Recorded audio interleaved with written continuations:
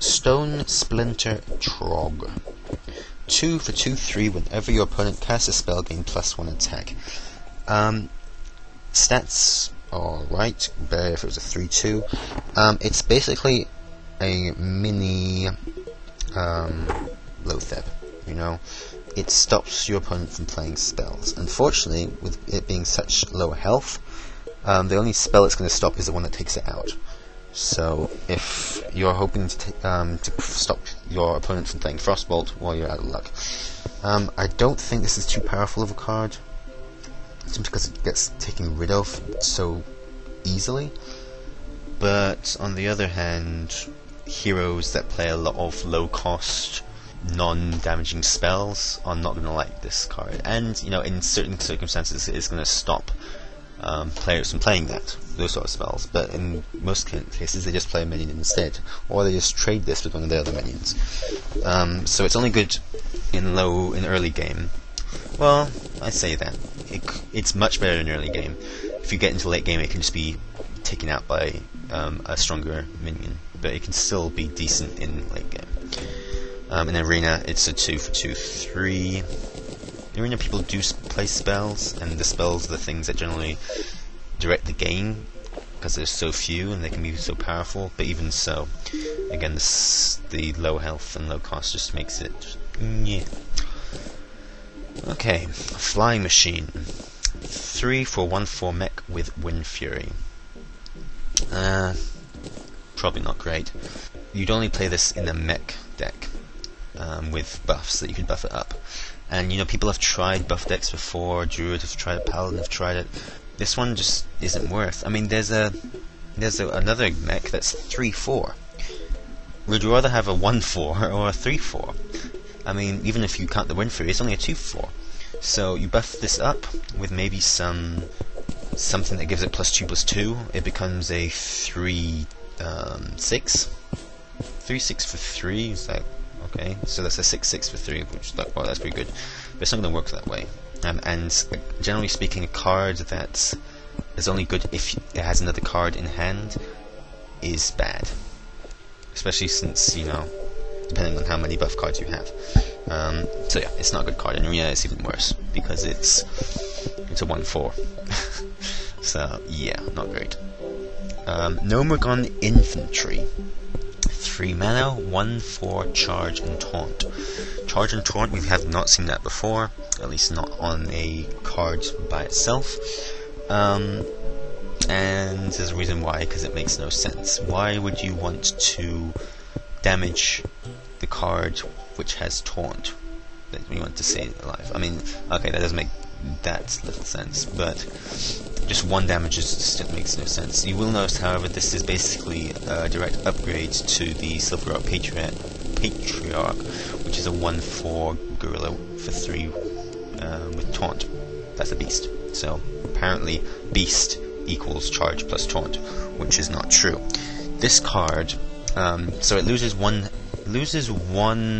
attack from charge and loses 1 attack from taunt, so this should actually be a 3/4. Yeah, again, like the 3/4, that's all you can play. Why not just play the 3/4? That's a mech. It's stronger. Yeah, this isn't a very good card. In Arena, same, it's bad. Even worse than the Flying Machine. Next we have Ogre Brute. This is a 3-cost 4/4, 50% chance to attack the wrong enemy. This is another card that I was lucky enough to playtest in Arena, and it's good. It's decent. It's average to decent card. Its stats are great, and the downside is not that bad.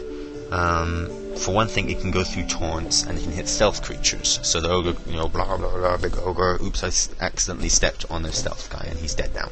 Great. But if you do miss face, it can cost you the game. Or, you know, if you do miss your target, it can cost you the game. Which is not great. Generally, the arena run that I did with this card was, this guy was alright. It's decent.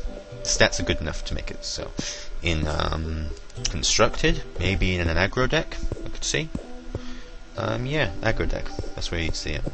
Like, you used to get things like Backspace Rogue, which is basically ultra aggro rogue that just went face and just didn't give two shits, and they ran like Cold Light Oracles just for the card draw because they didn't care how many cards the opponent gets because they'll be dead. And just smack face. And it used to be really good until Naxxramas, when Sludge Belcher came out and basically destroyed any pure aggro decks besides Hunter, I guess. That kind of went mid-range, didn't it? So this might see some play in decks like that. Although I think there's going to be so many mech decks out there that Ogre Brew just won't really make sense in that regard. Yeah.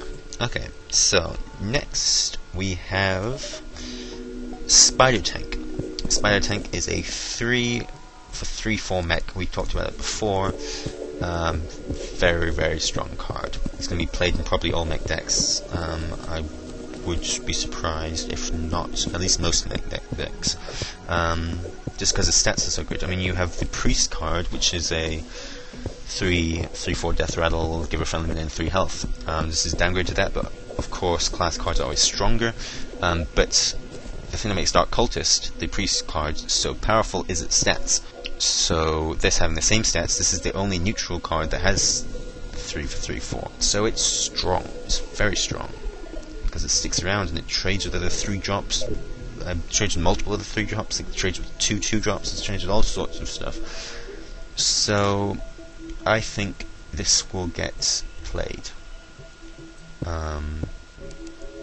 In Arena, it's really good too. Even if you don't have mechs, it's still, again, 3/3/4. It's basically the Yeti of 3-drops. Yeah, Yeti of 3-drops, that's a good analogy. I wonder what the Yeti of 2-drops is. I guess a 3/2. Strange how the attack... Well, you'd rather have 3 damage and 2 health than 2 damage and 3 health. But you'd rather have 4 damage and 5 health than 5 damage and 4 health. I guess because... Oh man, it's better for a 2-mana minion to trade with a 3-mana minion than for a 2-mana minion to die to a 1-mana minion. But it's better for a 4-mana minion to trade well with a 3-mana minion than it is for a 4-mana minion to trade poorly against a 5-mana minion.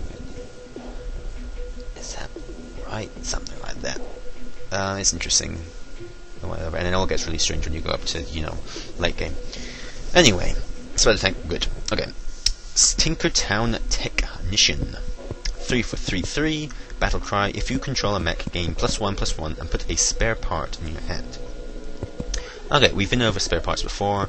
I think we already looked at the Clockwork Gnome. This guy is the same deal. He gives you one of those cards if there's a mech in play and it's your mech.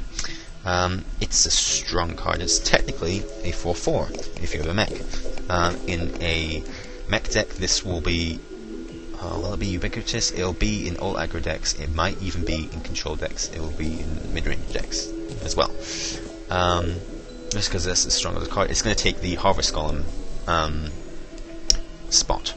Although Harvest Golem, of course, is a mech, so Harvest Golem might see even more play simply because it's a really strong 3-drop.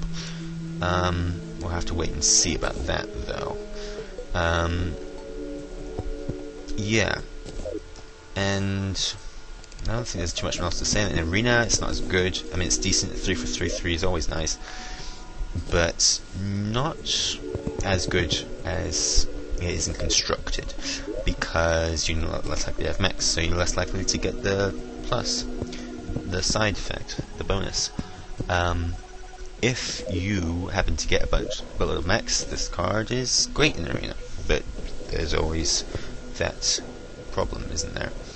Of course, we're having so many mechs added to the game that it's entirely possible that it's going to be much more likely to get mechs, so who knows?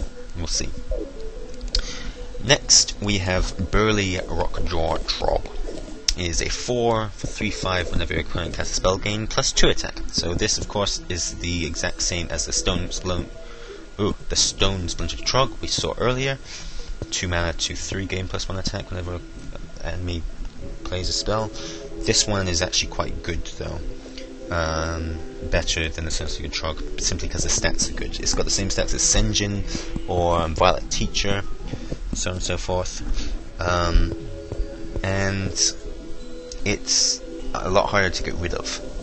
Since the stats are already good, not quite as good as like Yetis say, but they're already quite good.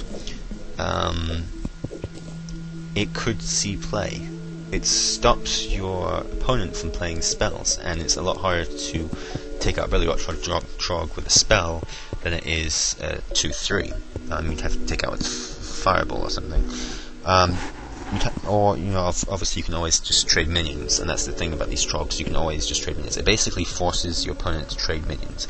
In that respect, it's not as good as Loatheb, the 5/5, all enemy spells cost 5 next turn, which came from Nextramus. It's a legendary.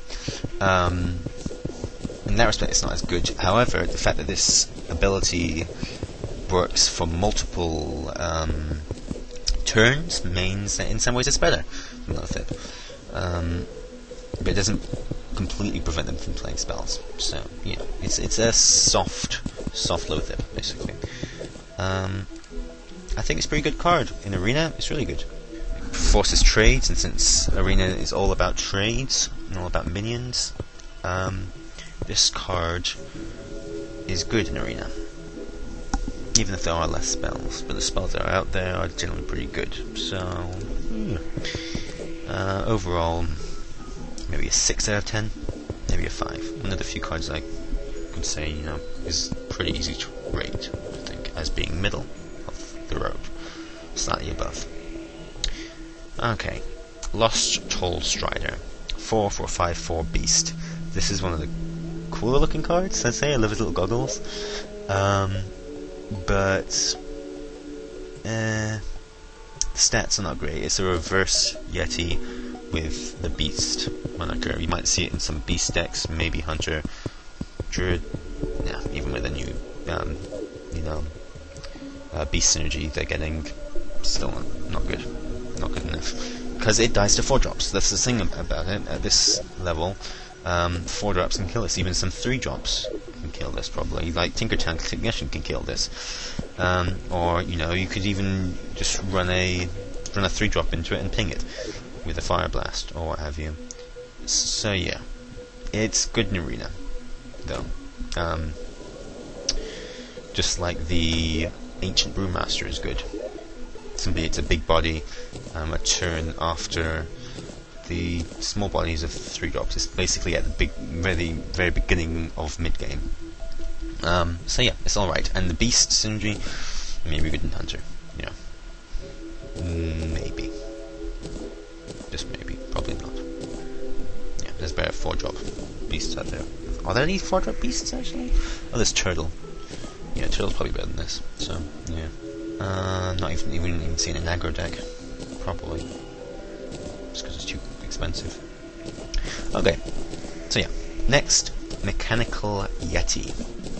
This is a 4-cost, 4/5 death rattle. Give each player a spare part, and it is a mech. I played against people with this card, and it was just as strong as Yeti. It's almost stronger than Yeti because it has the mech moniker on it. The fact that it gives your opponent a spare part means that it almost dies faster, because your opponent wants to see what sort of thing they'll get. And it's hard to say how useful the spare parts are. They just don't have an effect, and it's random enough that it's not super useful all the time. It's not reliable. You could get I got a stealth, the 1-cost stealth card, which was great because it gives stealth for 1 turn to one of your minions, or to a minion, I suppose, and I used it to save my 3/2 Knife Juggler, even though the Hunter then played Flare and got rid of it. But still, yeah, they used Flare. So, but then you could say something like Taunt, and it's just like meh. So it's that part of its ability is alright. However, the fact that it has death rattle and the fact that it's a mech means that it is very interestingly good. It could be playing death rattle decks if any more death rattle decks exist after Gone vs. Known comes out, which they will. It will be great in mech decks. I'm sure it will be playing mech decks. So yeah, Arena is great. Instructions could be great. You could see people running, four Yetis. Maybe, probably not. No, but yeah, it's good. It's a good card. Almost a direct upgrade to Yeti, which is interesting. It definitely shows some creep in the stats. The stats are slowly getting better and over time, and all the cards get less and less relevant. But this is one of the few cards we've seen that actually has that. So we'll see how fast it happens. I'll see you in 20 years when Yeti is finally irrelevant.